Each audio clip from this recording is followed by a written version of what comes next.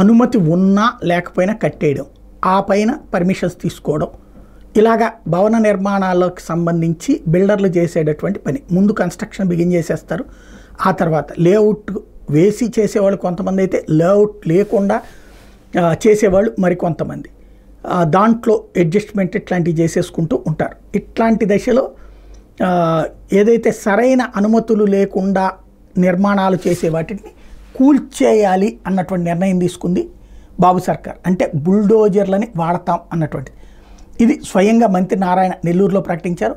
అయితే ప్రస్తుతం భవిష్యత్తులో కట్టబోయే వాటికి ఈ ఆదేశాలు అమలు చేస్తున్నారు. ఏమన్నా ఒక ఇది ఇచ్చి అంటే వితౌట్ పర్మిషన్స్తో కడతంటే ఇప్పుడు కూలుస్తామని, ఒకవేళ కనుక ఏదైతే ఇప్పటిదాకా ఉన్నటువంటి అంటే కట్టబోయే వాళ్ళని అది అలర్ట్ చేయమని చెప్పారు. రెండవది ఏంటంటే ఆల్రెడీ కట్టేసినటువంటి వాటికి సంబంధించిన దాని విషయంలో చంద్రబాబు గారితో చెప్తాను, ఆయన ఓకే అంటే కూలుస్తామన్నారు. అంటే అప్పుడు బుల్డోజర్లు లేదా ప్రొక్లైనర్లు రంగంలోకి దిగుతాయని పరోక్షంగా చెప్పారు.